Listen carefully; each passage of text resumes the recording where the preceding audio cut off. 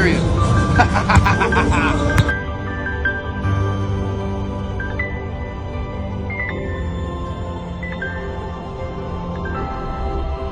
Away from there, let's talk basketball real quick on the show.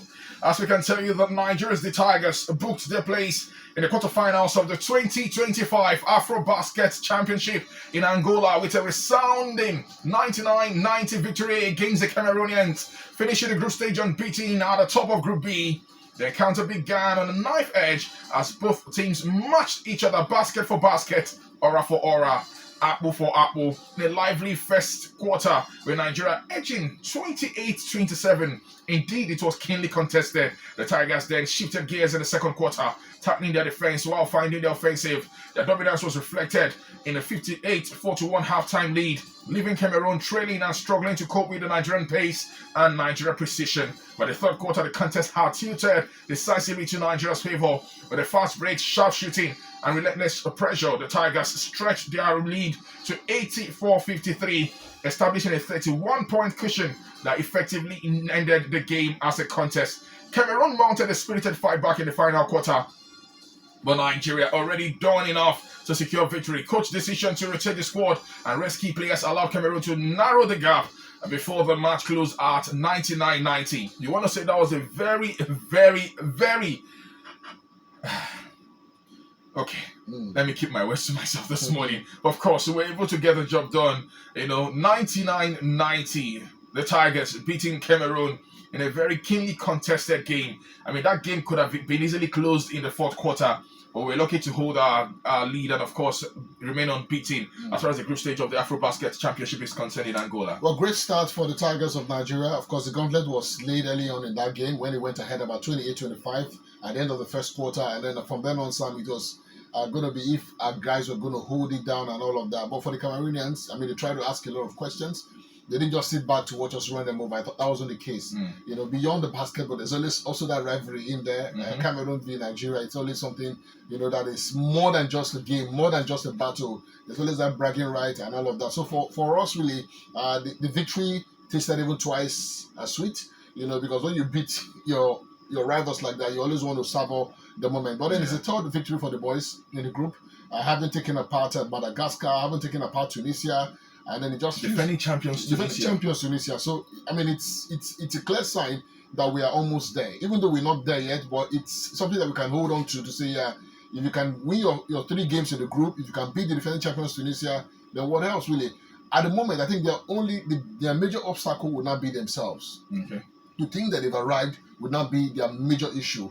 If they can take one game at a time as it comes, whoever their opponent is going to be in the next round, and they take it as if it was the final, they get into the next one, one step at a time. But they think that it's all huru because they won their 3 games in the group on their way beating the defending champion, then that'll be where they'll be getting it wrong. Well, kudos to them really, Sam, for them to have kept their nerve like that. It just shows that, I mean, there is a feel-good factor around the country right now with our girls blistering hot, and then the basketball guys also holding down their own. I mean, what a time really to fly the color. Well, one question I cannot answer is if the Tigers can eventually win or lay their hands on their second title eventually. I mean, it's 10 years now. The last time they won was 2015. Can we eventually lay our hands on our second title, the AfroBasket Championship title, after 10 years? Well, it's possible, but then the hurdles are quite, a bit difficult. Of course, we play the winner between Senegal and South Sudan. That's none of them easy. None of them is easy at all. I would even prefer to play Senegal than to play South Sudan, because the South Sudanese have shown, Sam, in the last couple of years, they're one of the best teams on the continent. You can't take that away from them. They are so talented. And they're so tall. So tall. A lot of them, I think quite a number of them also played their basketball professionally outside. So they are forced to be reckoned with. I watched them at the Olympics and I was like, wow. So hopefully, Sam, maybe we'll get a fair one against the Senegalese or even in the South Sudan. But I just want us to go all the way. You ask the question whether our boys can hold it. Yes. Do we have the talent? We do not. Do we have what it takes? Yes, we have. Whether or not we can maximize or make use of that ability of ours, the only time will determine that. Okay, well, away from that, let's quickly go to Silesia. Talking about the Diamond League, where Nigerian athletes that competed in the Diamond League in Poland were at their very best in various events. Nigeria queen of the track, Oluwatobiloba Musa, who narrowly made the final, clocking 12.48 seconds to finish. Fourth in the heat, improved on that mark in the final to run her third fastest time in history. Chukwuebuka Nekwechi continued his build up to the World Championship next month, competing in the men's shot put event at the Celestia Diamond League. Nekwechi threw a mark of 21.58 meters to finish seventh in the event, with US Python Otado taking the win, throwing a mark of 22.28. I mean, he's been a consistent field as far as the shot put is concerned.